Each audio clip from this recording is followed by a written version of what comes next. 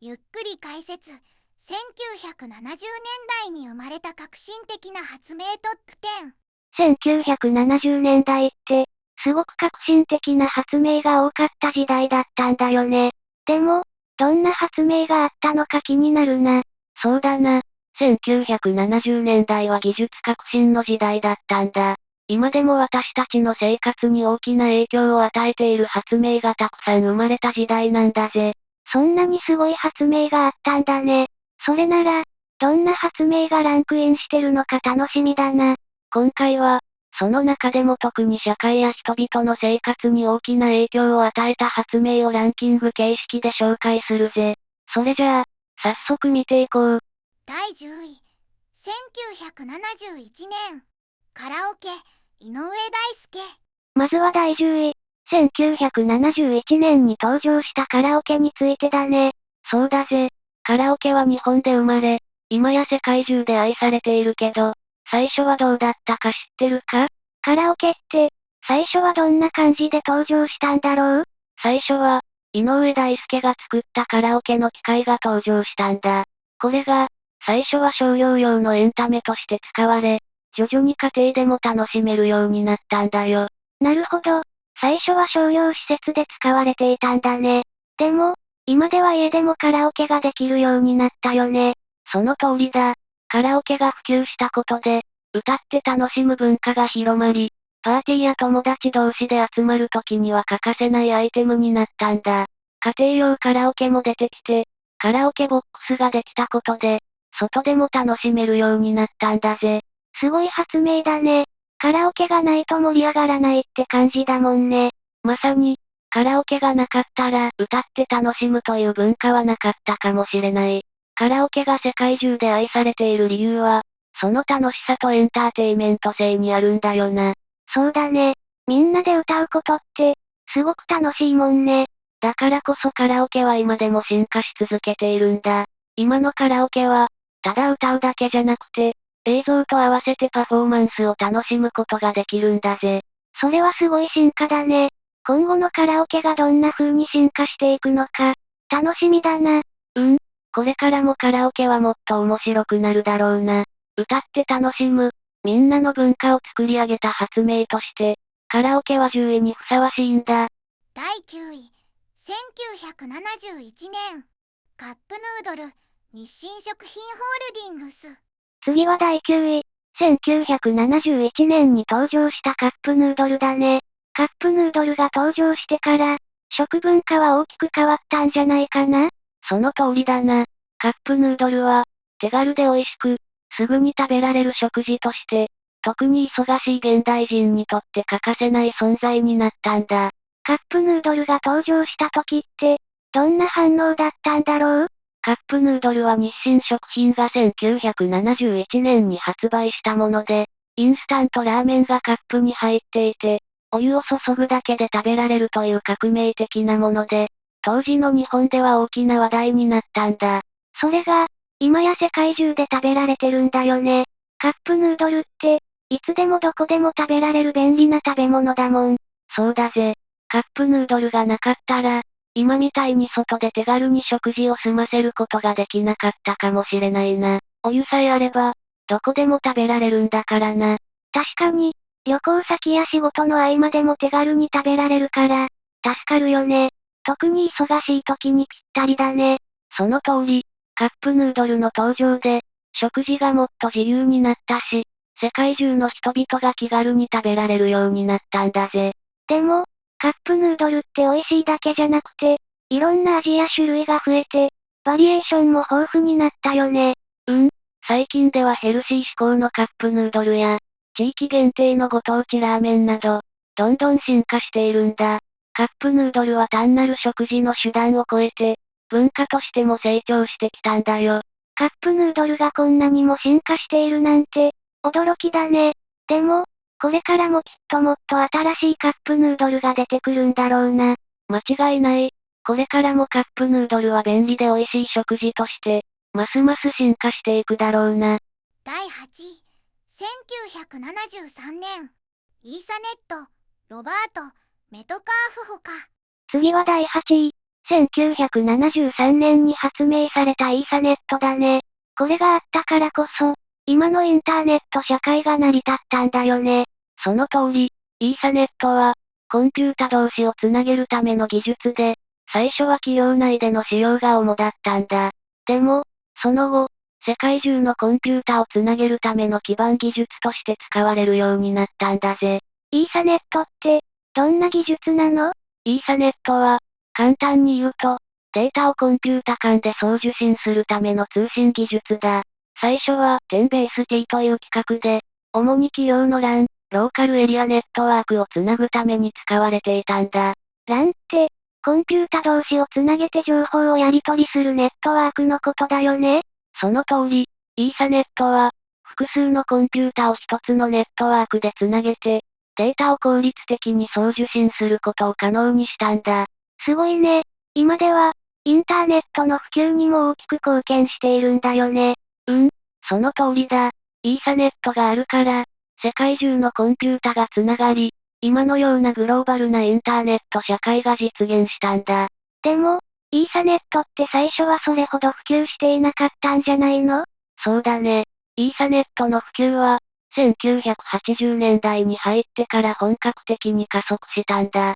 特に、インターネットが商用利用されるようになってから、イーサネットは欠かせないインフラとして広がっていったんだよ。それが、今では家の中やオフィスで当たり前のように使われているんだもんね。その通りだ。今では、イーサネットの基盤技術をもとに、無線 LAN や高速インターネットの技術が発展して、私たちの生活が便利になったんだ。そう考えると、イーサネットがインターネット社会の土台を作ったんだね。イーサネットがなければ、インターネットをここまで発展させることはできなかった。だから、イーサネットは現代社会にとって欠かせない重要な発明なんだ。本当にすごい発明だね。今後も、もっと進化していくんだろうな。間違いない。今後、5G や Wi-Fi 技術の進化にもイーサネットの基盤が活かされるから、これからの通信技術にも大きな影響を与え続けることになるぜ。第7位、1972年、コンピュータ断層撮影 CT スキャンゴッドフリーハウンズフィールド。次は第7位。1972年に発明されたコンピュータ断層撮影。通称 CT スキャンだね。この技術が発明されてから、医療の世界はどう変わったんだろう？ CT スキャンは医療において革命的な発明だったんだ。従来の X 線撮影では見えなかった身体の内部を、詳細に映し出すことができるようになったんだぜ。それって、医師たちにとってはすごく大きな助けになったんじゃないの？その通り、CT スキャンのおかげで、患者さんの体内を 3D で見ることができるようになり、診断が格段に精度が増したんだ。これがなければ、病気の早期発見や適切な治療が難しかったかもしれない。例えば、どんな病気の診断に役立ったんだろう？特に脳卒中や脳腫瘍、心臓病などの診断において、CT スキャンは不可欠なツールとなったんだ。体内の細部まで見ることができるから、病変を早期に発見できるんだよ。すごいね。それに、CT スキャンのおかげで、手術のリスクも減ったんじゃない？その通りだ。事前に正確な情報を得ることができるから、手術中の判断ミスやリスクを減らすことができたんだ。医療技術の進歩って、命を救うために本当に大事だよね。CT スキャンはその象徴的な発明だ。病院や診療所で使われることが日常的になり、私たちの健康管理にも欠かせない技術になったんだ。確かに、これがあったからこそ、命を救われた患者さんもたくさんいるんだろうね。その通りだ。だからこそ、CT スキャンは医療の発展において、非常に重要な発明なんだ。第6位、1973年、グラフィカルユーザーインターフェース GUI の要素、パロアルト研究所。次は第6位。1973年に登場したグラフィカルユーザーインターフェース GUI の要素についてだね。これがなかったら、今のパソコンやスマートフォンの使い方はどうなっていたんだろう？まさにその通りだな。GUI が登場したことで、コンピュータが今のように使いやすくなったんだ。ウィンドウやアイコン、ポインタといった要素が登場して、操作が直感的になったんだよ。それまでのコンピュータは、どう操作していたの？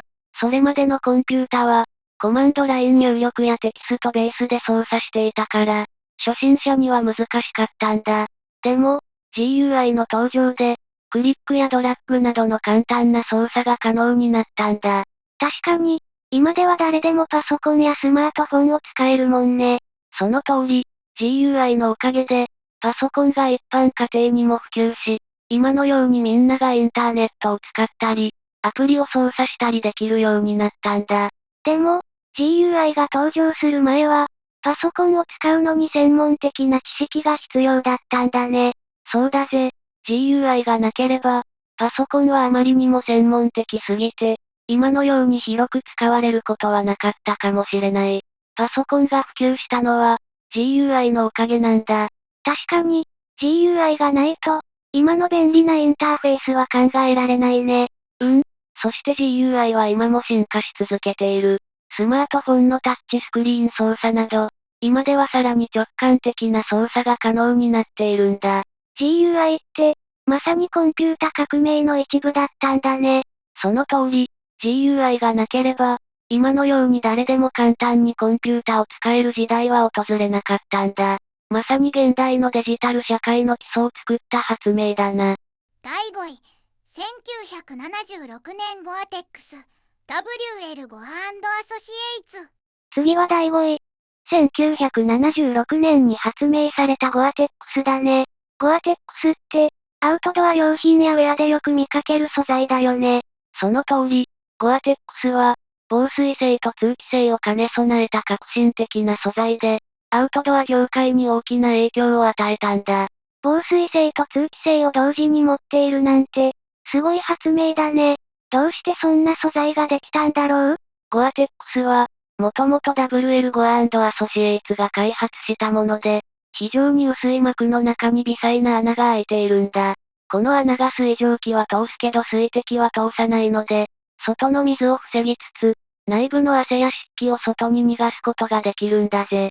それで、アウトドアや登山などで使われるようになったんだね。そうだな。ゴアテックスが登場する前は、アウトドア用の服はどうしても湿気を逃がせなかったり、重たくて動きにくかったりしたんだ。でも、ゴアテックスのおかげで、軽くて動きやすく、かつ水にも強いウェアが作れるようになったんだ。それってすごく便利だね。今では登山やハイキングだけじゃなくて、普段の服にも使われているよね。ゴアテックスは登山用だけじゃなく、日常生活のジャケットやシューズにも使われている。アウトドアウェアの進化を支えた素材として、非常に重要な役割を果たしているんだ。でも、ゴアテックスって他にもたくさんの製品に使われているんだよね。その通り、ゴアテックスは、登山やスポーツ用品にとどまらず、工業や医療の分野でも活用されているんだ。例えば、ゴアテックスの素材は、防護服や車のシートにも使われているんだよ。それだけ多くの分野で使われているなんて、すごい発明だね。ゴアテックスは今や私たちの生活に欠かせない素材となっている。防水性と通気性を両立させたこの革新は、他の素材では実現できなかったことだからこそ、大きな影響を与えたんだ。第4位、1977年、携帯電話網、ベル研究所。次は第4位。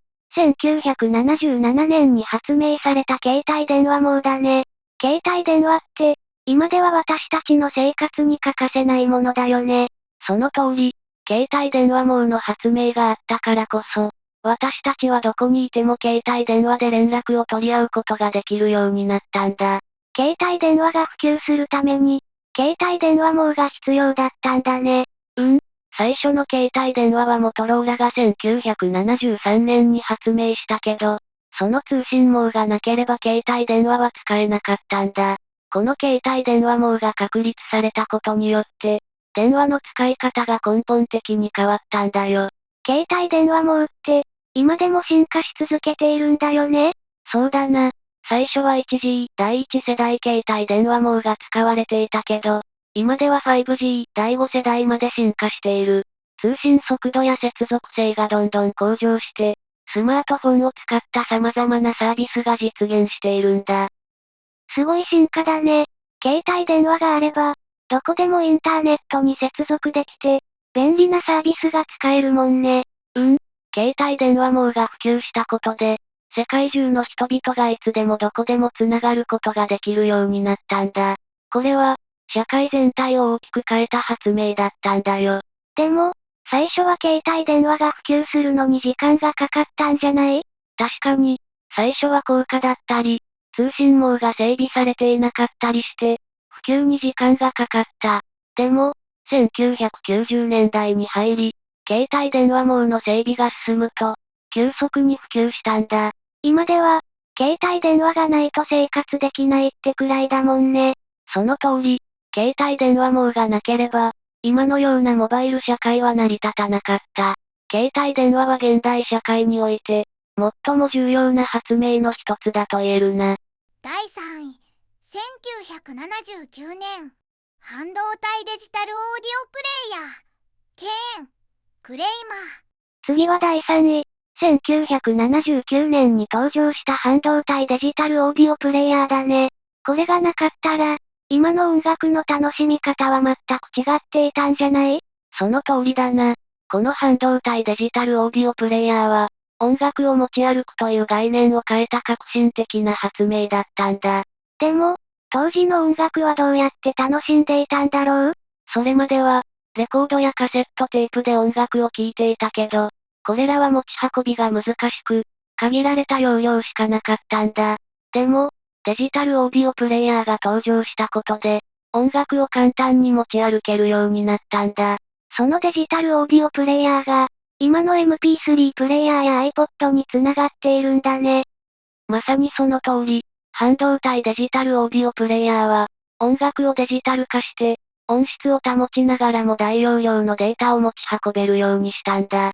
それによって、音楽業界の未来が大きく変わったんだぜ。でも、当時はどんな形で音楽を保存していたんだろう？